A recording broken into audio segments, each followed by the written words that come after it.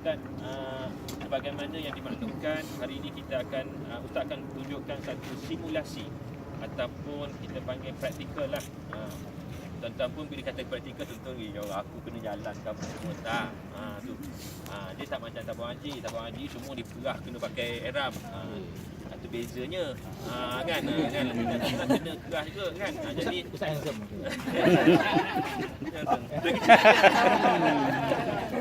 Okey, jadi tak apalah. Jadi tuan-tuan boleh faham. Walaupun perjumpaan kita ni perjumpaan yang terakhir sebelum kita pergi, jadi ustaz minta sangat-sangat supaya tuan-tuan dapat faham betul. Kalau tak tahu, tak faham, boleh tanya sekarang, insya-Allah. Jadi hari ini apa yang kita nak wawaskan ialah tentang perjalanan yang akan kita lakukan, iaitu dimaklumkan bahawa perjalanan kita akan laporkan pada 7 hari bulan 9. 5 Ustaz. 5.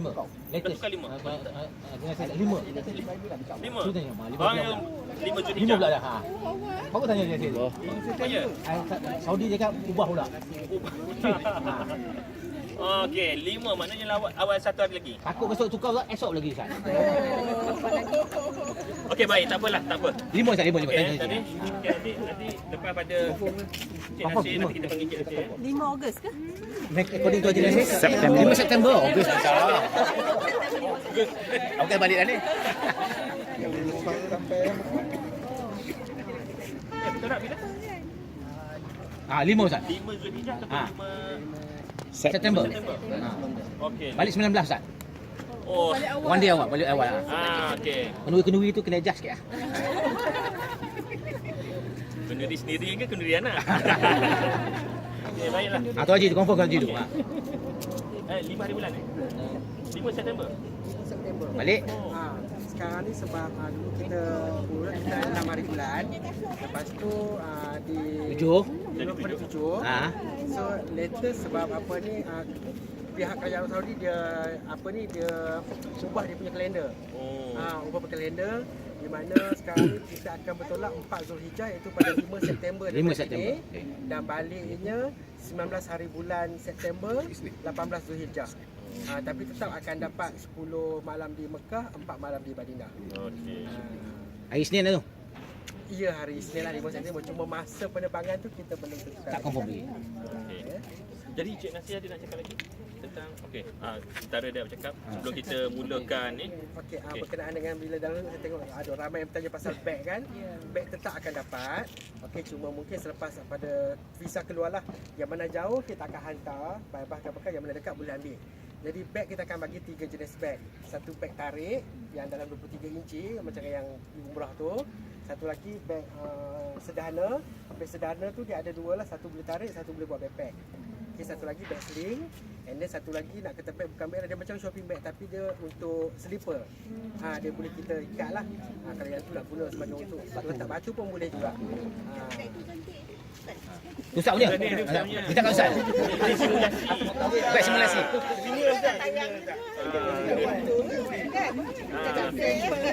Biasalah. Company macam tu. Model mesti cantik.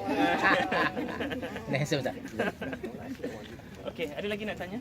Okey, untuk macam yang nanti yang bulan lepas kita tu. Okey. Okey, jadi okey. Bentar ingat lah, sebut lah. Okey, jadi Ustaz rasa kalau macam tu Ustaz akan teruskan manasik haji ni. Dan kemudian itu kalau ada nak tanya boleh serahkan tanya.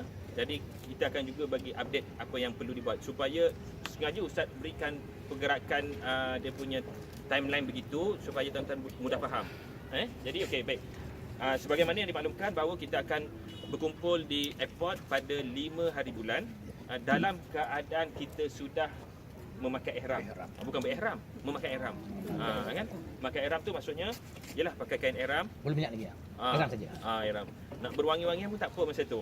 Sebab masa tu belum lagi inilah berihram. Okey. Okey.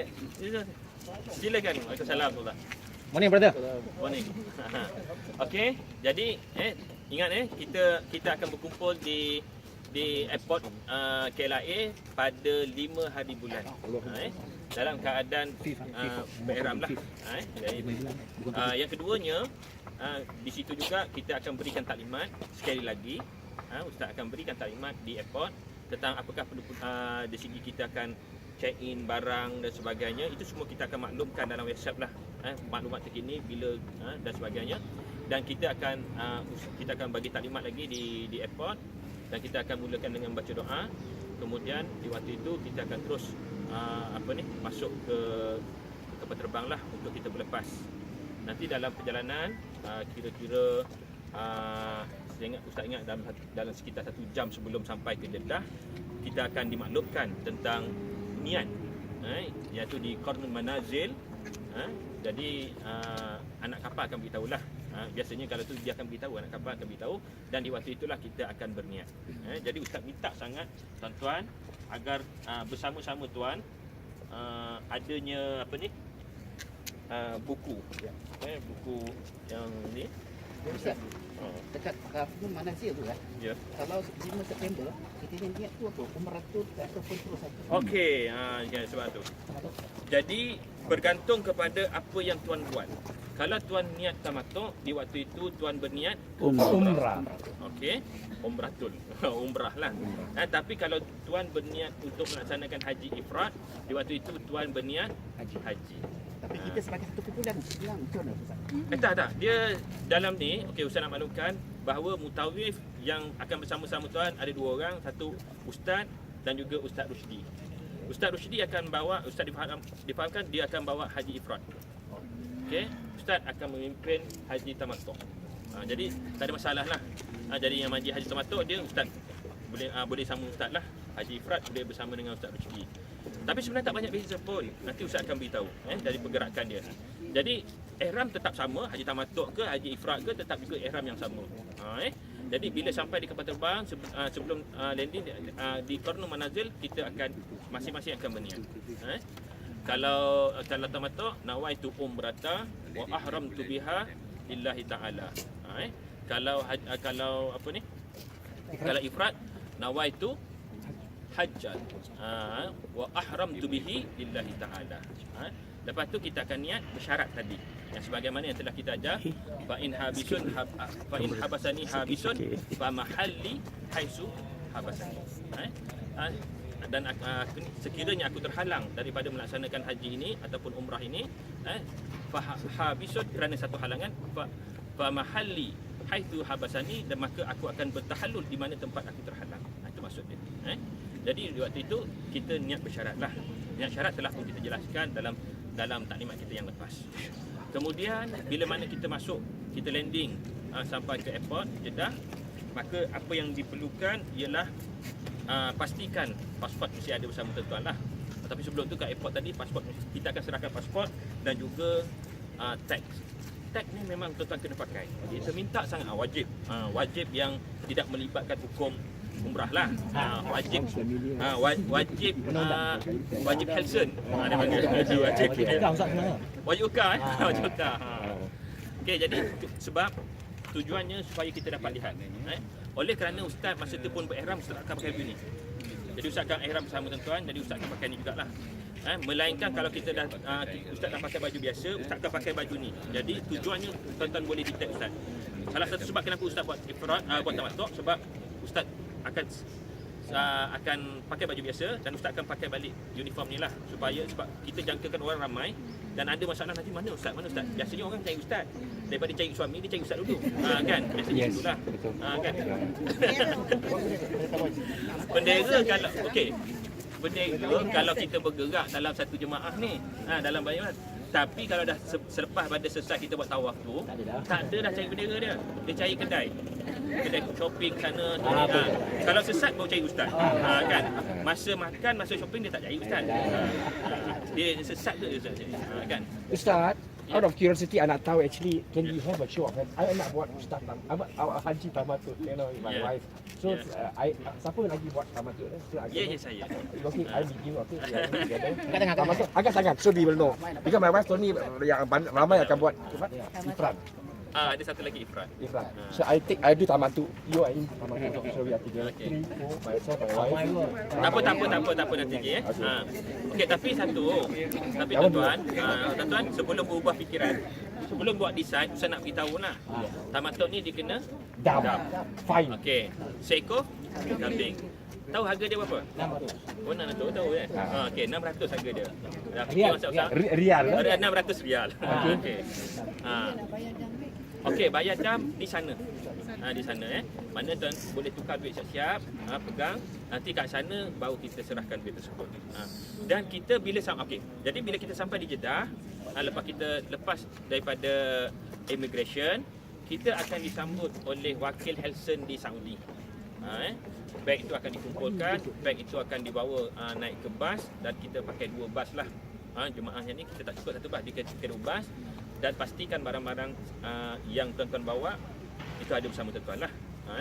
Melainkan beg besar itu je dia akan diuruskan terus masuk ke dalam bas. Dan tuan-tuan masa waktu itu dalam keadaan berihram dan di dalam bas kita akan mula bertalbiah. Dalam katubang pun boleh talbiah. Tengok kepada tu, kalau anak kapal minta ustaz, biasanya dalam jemaah ni kadang-kadang dia minta ustaz bertalbiah. Jadi kita akan talbiah dalam katubang. Dan juga dalam bas kita akan sekali lagi bertalbiah dan kita akan terus masuk ke hotel. Sampai di hotel, taklimat itu kita akan dengar dulu wakil Helson yang berada di Saudi. Yang sambut kita tu macam mana?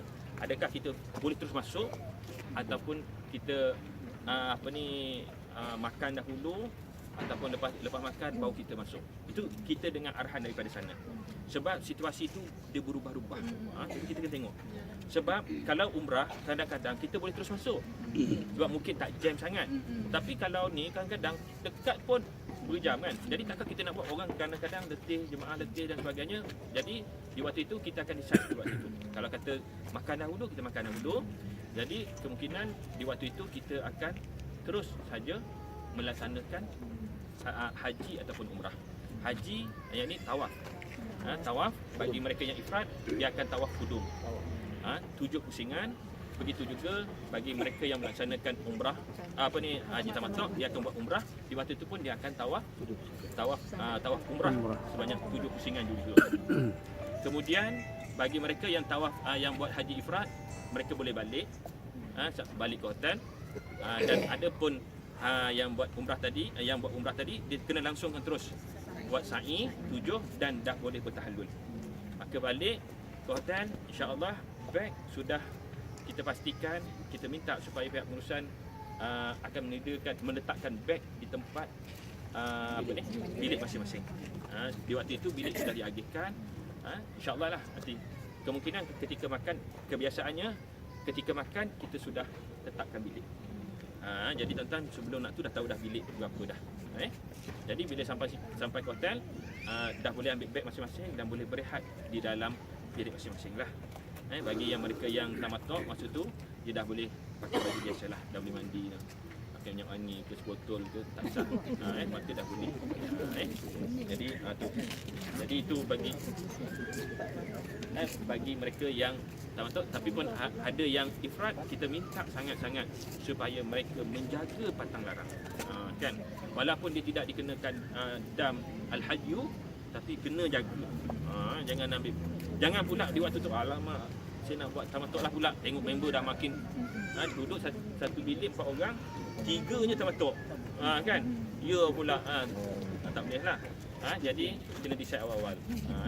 Ataupun satu bilik semua ifrad, dia seorang tamattu. Alah rugi pula nak kata kan. Jadi kena fikir betul. Kan. Jadi tak boleh kan. Itu decision kat Pak Ustaz Decision pun belum tolak itulah. Belum gagal Okey.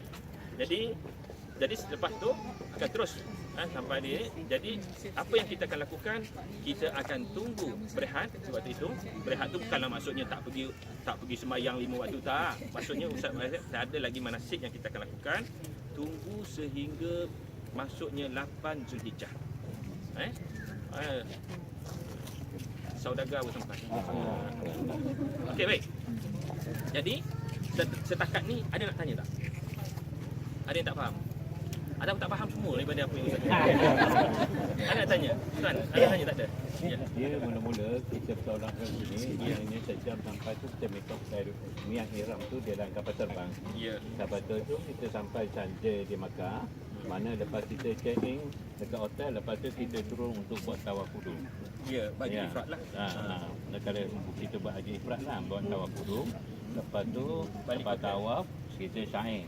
Di sa'i tu kita tak ada tahlul kan? Ada tahlul. Dia tak ada tahlul. Tak ada tahlul kan? Mana kita buat. Jadi dalam masa kita nak tolak 8 hari Zulhijjah, kita akan bergerak ke Arafah. Arafah. Jadi berapa kali kita boleh buat tawaf? Sebab kata nak keluar kita kena keluar balik pada tanah haram kan? Untuk buat lagi tawaf. Tadi hadir tak masa taklimat yang apa ni? Yang di Halsen. Datang tak? Okey. Mungkin ada kekeliruan sikit. Okey, pertama sekali tentang bagi mereka yang buat ifrad, datang lalu dia akan tawaf kudum. Lepas tu Sa'i. okey. Sama ada dia nak buat sa'i pun boleh, tak sa'i pun boleh. Tak ada masalah. Sebab tu Ustaz, bila kita melihat kepada fatwa yang dibuatkan oleh Abdul Aziz Bas. Kenapa Ustaz ambil Abdul Aziz Bas? Sebab biasanya kerajaan Saudi dia akan ambil fatwa daripada mufti dia lah. Dan manasik haji itu pun banyak daripada, dan mufti dia mufti Abdul Aziz Bas ni dia meraihkan semua. Jadi boleh, kalau tak nak buat pun tak apa. Sebab dia boleh tawaf dan sa'i kemudian. Tu boleh. Tak ada masalah. Nak sa'i dulu pun boleh, tak sa'i pun boleh. Mana lepas tawaf dia balik. Boleh. Tapi tetap saja dia dalam keadaan berihram. Kenapa mereka yang melaksanakan haji ifrad lepas dia sa'i dia tak boleh tahlul?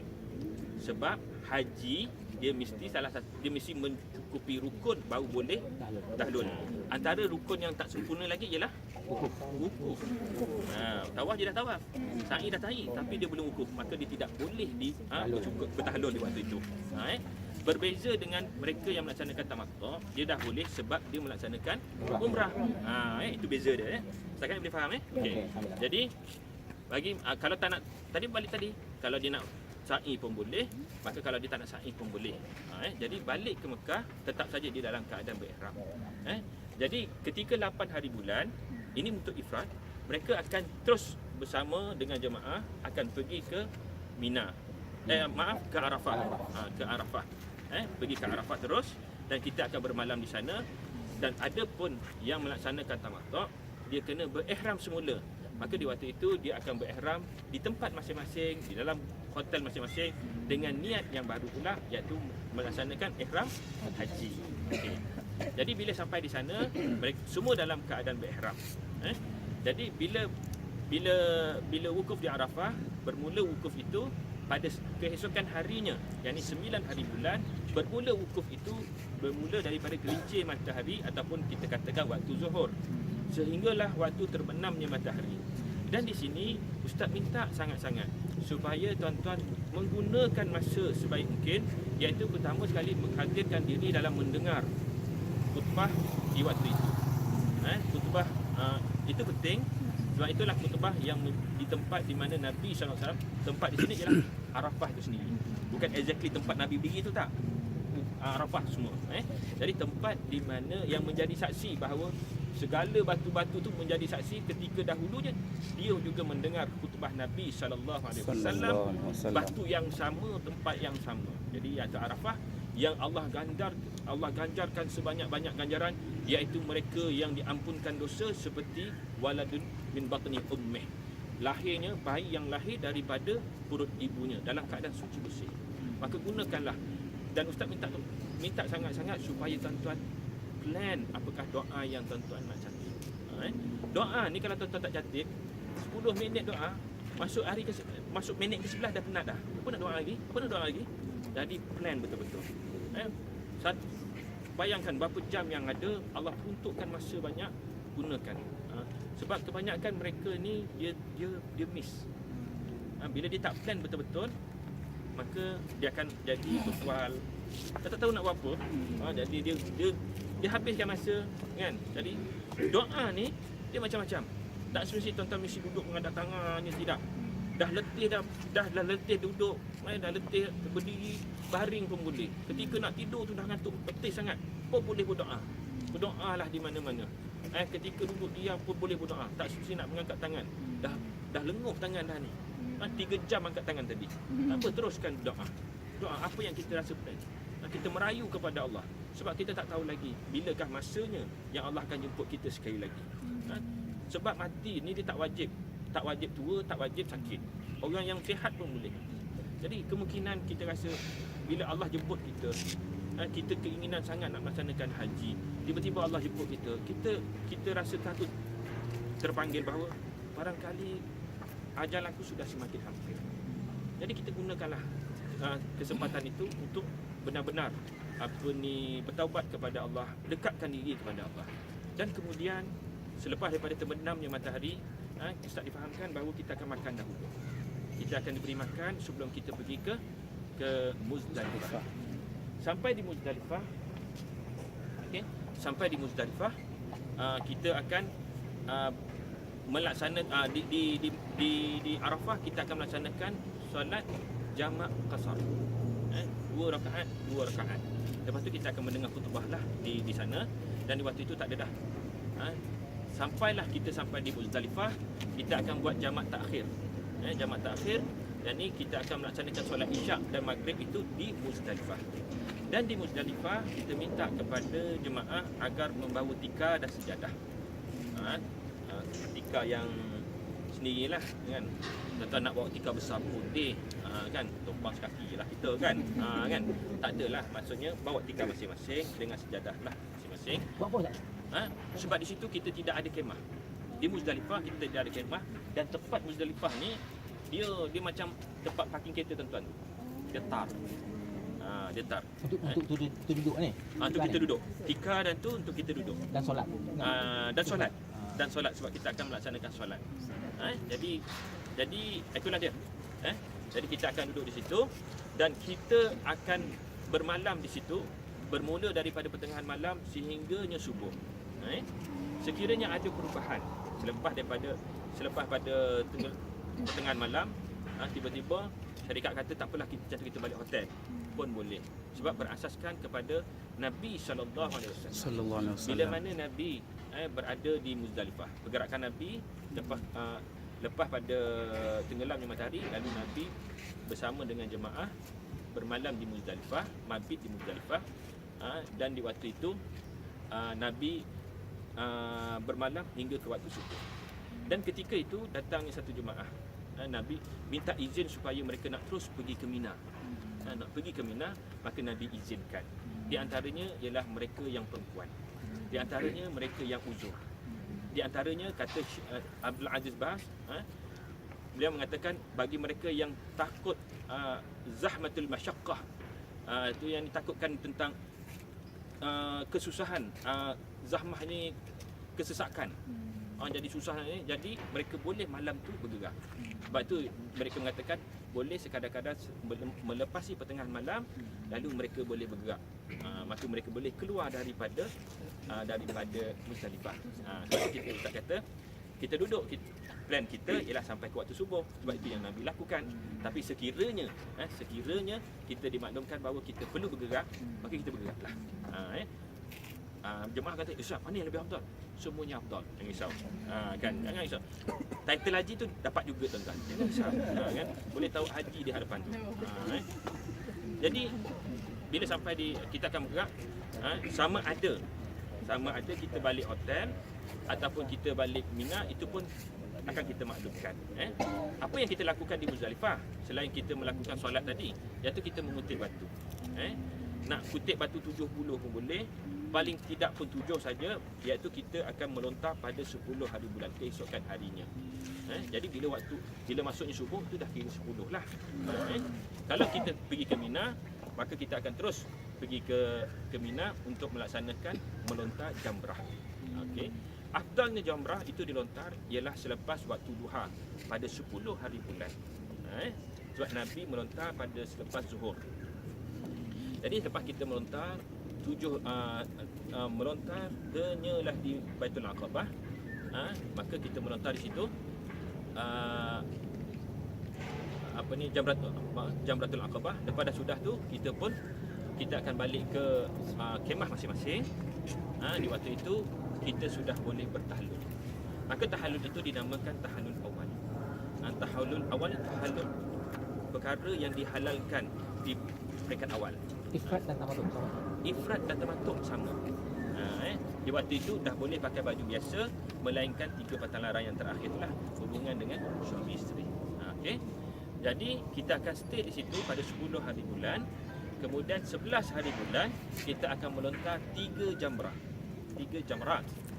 Jamratul ula, wusta dan aqabah. 7 jadi 21. Pada hari berikutnya, pada 12 hari bulan pun juga kita akan melontar lagi 3 jamrat. Dan lepas pada kita melontar jamrat, kita boleh balik ke Mekah, maka itu dinamakan nafar awal. Okey. Nabi melaksanakan nafar tsani. Nafar tsani, Nabi tak balik pada hari itu. Nabi balik keesokannya, iaitu pada 13 hari bulan. Dan kita memilih untuk nafar awal. So, maknanya lepas pada tu kita boleh balik ke Mekah. Nabi SAW melaksanakan haji tamattu. Tuan-tuan tahu Jadi Nabi di waktu itu Nabi tak balik. Jadi bagi mereka yang nak balik, mereka boleh buat nafar awal. Balik. Bila balik dia boleh sempurnakan tawaf sa'i lah. Adapun di zaman Nabi lakukan tawaf masa bila? Masa 10 hari bulan tu. Maaf Ustaz reverse balik. Kalau ada whiteboard lagi senang kan. Dan terbalik. Jadi Ustaz pun dah bila cerita pun terlepas pula kan. Jadi masa ketika 10 hari bulan lepas waktu duha, Nabi melontar 7 Aqabah, lalu Nabi akan pergi ke Mekah. Untuk apa? Tawaf. Okey, tapi sebelum tu lepas melontar Nabi belum sembelih. Nabi sembelih Adam sebab Nabi buat tamattu. Lepas tu baru Nabi bercukur. Maka itu dinamakan tahlul awal. Kemudian baru Nabi pergi ke Mekah, Nabi buat tawaf dan sa'i. Maka lepas sa'i terus dinamakan tahallul tsani, maka tergugur semua ataupun dipanggil tahallul akbar.